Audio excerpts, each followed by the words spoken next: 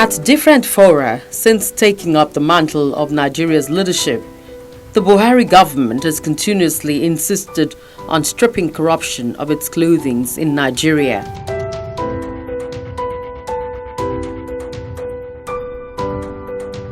In a recent public comment, President Muhammadu Buhari said, "People need not fear me, but must fear the consequences of their action."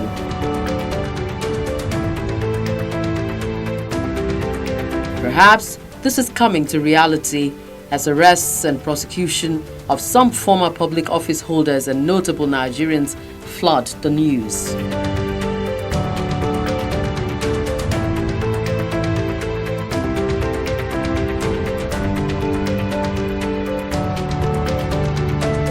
On the lineup to answer cases include the former National Security Advisor under the Goodluck Jonathan government, Sambo Dasuki.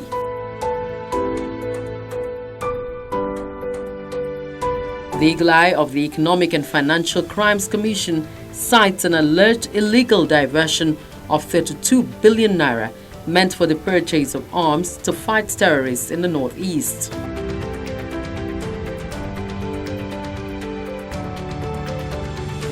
The EFCC says there are other documents showing that the ex-NSA gave the approval for the release of funds through the accounts of private companies and individuals for the procurement of arms, an action interpreted as a compromise to the security of the nation and economic sabotage.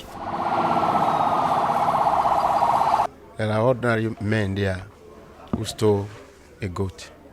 They are in prison.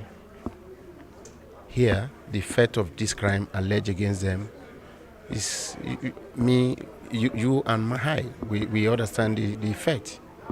Lives were lost. Soldiers were killed because there were no arms.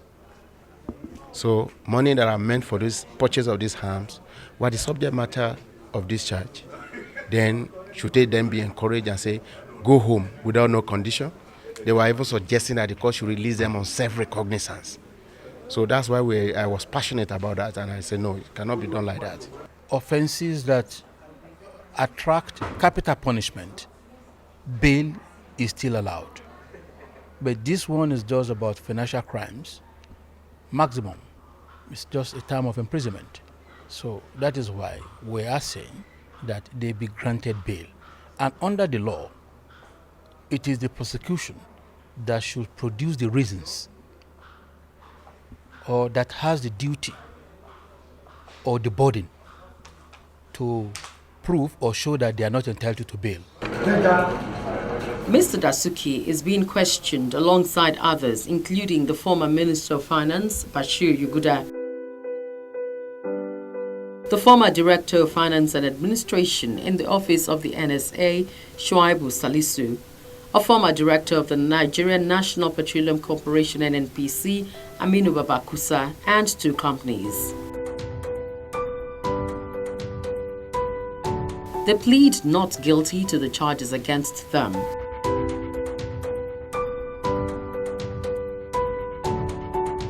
Mr. Malachy Ugwumadu is more concerned about the resultant effect of the process of ridding the country of corruption. I like to insist that what you see going on is quite in sync with President Buhari's avowals during the campaigns leading to the 2015 general election, where he said, and I quote, "My stance on the fight against corruption will not be in doubt. Secondly, if we did nothing as a nation to fight and kill corruption, corruption will turn back and kill Nigeria."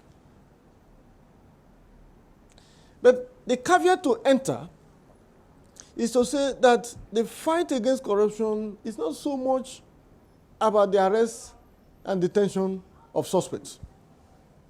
It goes by far beyond that. First is that if we refused or did nothing to correct the factors of corruption, the underlying factors that breed and sustain corruption, worst of which is the culture of impunity, which we had in the last dispensation for about 16 years under the rule of PDP. Impunity was baited in this country, it was conceived, it was nurtured, and it was delivered. It became a way of life. Indeed,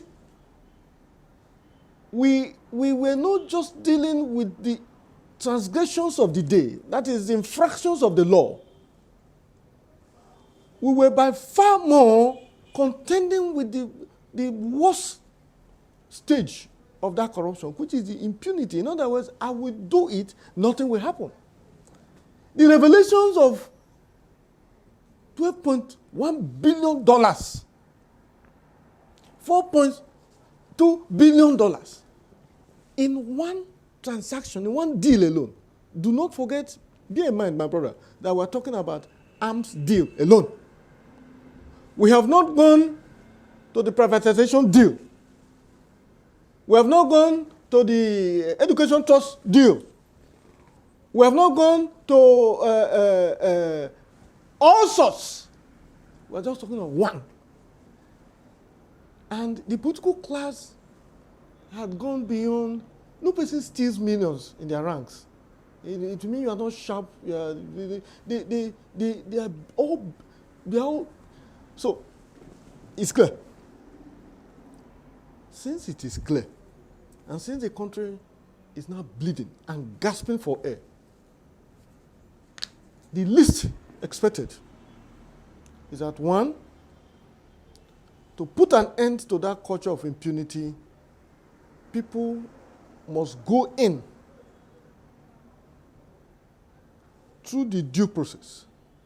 And what is the due process? It includes the arrest, invitation to come and make statement, investigation, including arrest where necessary, detention, and trial.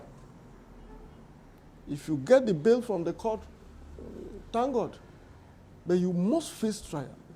Let me tell you the beauty of what is happening today.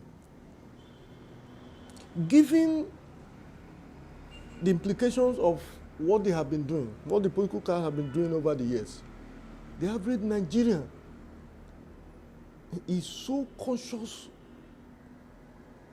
of the dishonesty of the ruling class that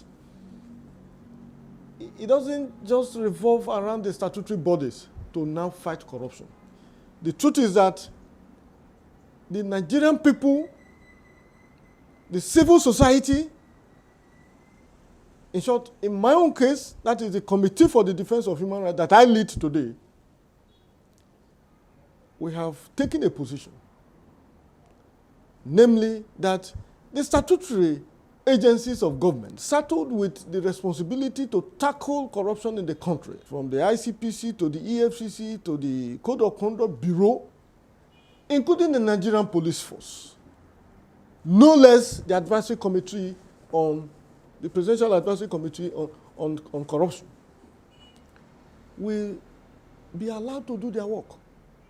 But the mobilization that we will give to the Nigerian people across board in all the federating states of the country will be such that they will know that the Nigerian people are in full support that corruption must be fought. But most importantly, it will be clear to all of them that if you conceive the idea of compromising the fight, you will also be interpreted to be part of the problem.